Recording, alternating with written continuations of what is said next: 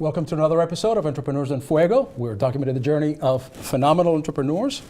And why do you just have one name? It's like all the famous people just have one name, like Madonna, Beyonce, and your name is just Tirzah. It's actually Tirzah Shaya, so I do Tirzah Fan Shaya, but I just... But your card just says Tirzah. Yeah. I think that's easier for people because the name can be a little intimidating. People Does it mean anything in particular, Tirzah? Pleasantness or pretty garden. Really? Yes. When did you find out that your name meant something? Not until maybe high school. Did your friends teach you? The good ones did. And you are a yoga instructor, massage therapist. You're a Tantra educator. Mm-hmm. We'll get back to that one. Okay. But you're a love enthusiast. Yes. What does that mean?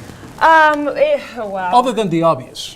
I love to love. I get so much pleasure out of loving, and that's what I want to define teach. loving for me, because I got to understand. Beyond the romantic sense. Okay. And that's a lot about Tantra, is falling in love with everything and getting pleasure, not just from wanting to receive, which is so much part of our culture, is getting, receiving, wanting something, and instead of getting pleasure from giving and loving and finding pleasure just in that. So let me understand this. Yeah. We as a society, we're more conditioned to finding love from those who give us things. Yes. Instead, it should be the other way around. Is that what I understand? Yes. Well, love in itself is unconditional. So to say I love you, it is easy to say, but a lot of times it comes with hooks. It comes does with come conditions. to hooks. I love you if, I love you when. If Only you don't live up to my right, expectations, correct. then my love is kind of, and that's not really true love. It's just I love you if you are exactly the person I want you to be at this moment. I notice you're sitting in a very, is that a yoga? It's comfortable for me this way. I feel more stable and grounded. What, is that called, is there a specific name for that? Could be easy pose, simple pose, half lotus. All right. Yeah. All right, so let's go back to this love thing. Mm-hmm. So how do you get people to kind of shift a little bit and to love more than to... Finding the things that really bring them pleasure. So whether that's a person or music or food or different hobbies, and to feed off of that and to receive what those different things are bringing to them rather than focusing on what's not happening or what they're not doing or what they could be doing and all the other mind chatter that comes in, like, oh, I should be doing this, I should be doing that, but what I am doing. And I'll give you an example. The other day, I've given myself a vow not to complain for 3 weeks, and the other day I was cutting into an avocado, and it was one of those runny... Let me go back. Why did you do this? I noticed myself feeling... because of social media, news and things, yes. I was complaining more than I usually do, and it was affecting me. I was tired, my body was achy, and I knew it was because I wasn't focusing on things that I love. It was more negative things. So I said, I'm not going to complain for 3 weeks. And I was cutting into an avocado, and it was runny and, the watery, stringy kind. And I started to, as soon as I started to complain, I thought, no, I'm so grateful. I love avocados. Thank you for giving me this avocado. And then just shifting that. And it's constant practice because there are always things that might be upsetting that we can focus on, but there's also a lot of amazing, beautiful things constantly all around us that if we give those attention, that's what grows. You mentioned something. You shouldn't be afraid of just love all the things and take advantage of the things you love, I guess. Yeah. Can that, though, become selfish, hedonistic? It can, but if we do it in a mindful way where it isn't so much selfish, but where I think with the energy we have when we do love, and not just loving from this makes me happy, so I'm going to do this, this, and this, and this, and regardless of other people's feelings or concerns, things like that, but when it's in a harmonious and mindful way.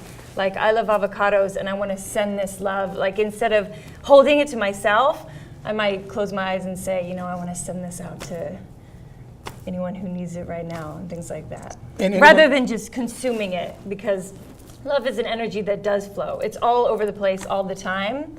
And that's what I learn constantly through practices like this, that when I do give things attention that are pleasurable or happy, it's not because I want to consume and own them, because that makes me like contract, like, oh, I want this for myself only, but oh, I want to enjoy this and let this flow fluidly. How do you deal with stress?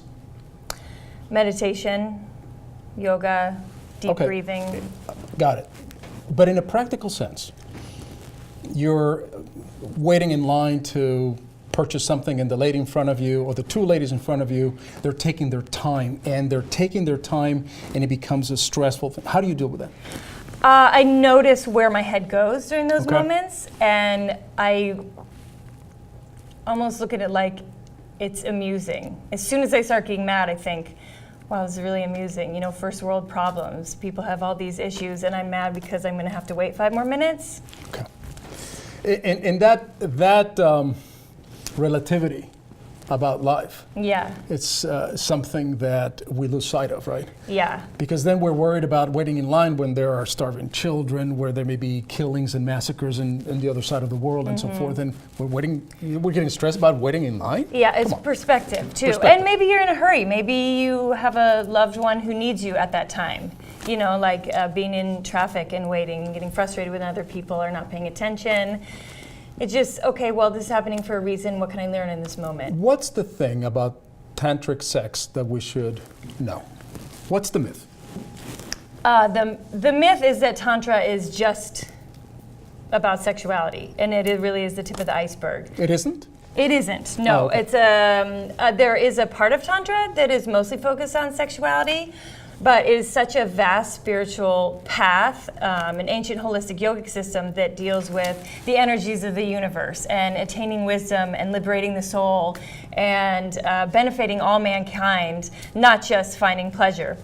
And a lot of times with everything else, the pleasure of course is going to grow, but when it's just focused on pleasure, we lose sight of all the other beautiful things that can come about with it. So, and this is the misconception in the West, because when we go to the bookstore and want to learn about Tantra, it's sexuality. Yeah, I mean, it's how to be a better lover, how to get more pleasure. And 27 positions, 18 positions that I can't even do over here. Yes, Right. And okay.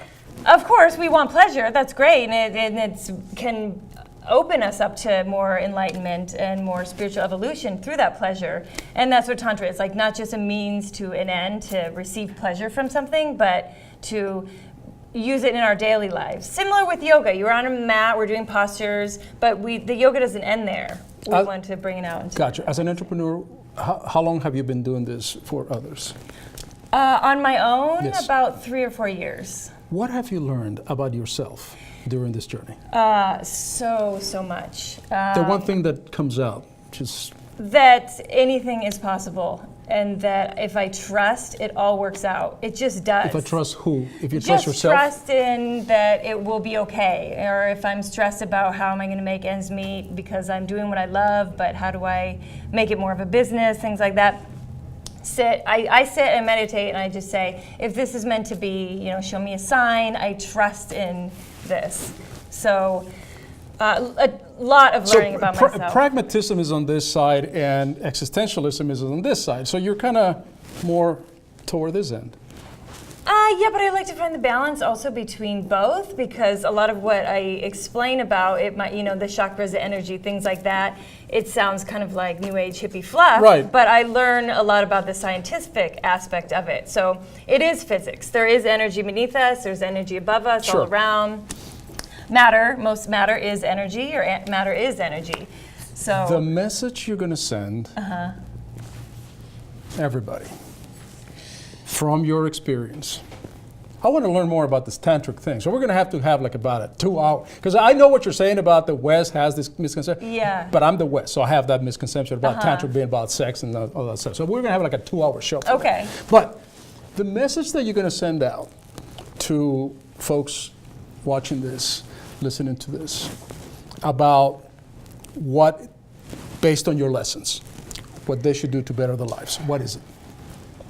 In Tantra, there is this practice called transfiguration. And it's basically transfiguring everything into divine, that it is divine. So whatever is going on, whether you're waiting in line or you have an avocado that is unpleasant, anything like that, close your eyes, breathe, and just that gratitude. And I know it's really easy to say be grateful for everything, but shift your awareness. I would say just shift your perception, your awareness to everything, and make it divine, because everything is so.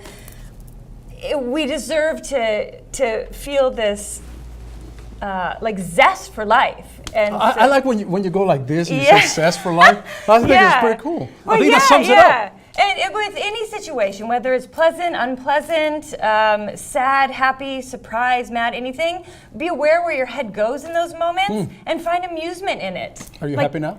Yes. You seem happy. Thank you. You seem at ease. Yeah. Not nervous. It's in there. I'm just hiding it pretty well. You're fine, man. You did a great job. Thanks.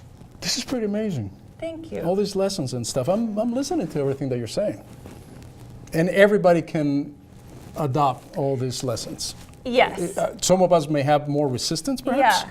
And because it does take lessons? Responsibility. I mean, it's easy to put our responsibility in the outside world somewhere. You know, we want to be happy if things go well, or if this happens, but it's our responsibility. I mean, I feel like I have everything I need, especially when I drop in, I meditate. Okay, I have my heart, I have my mind.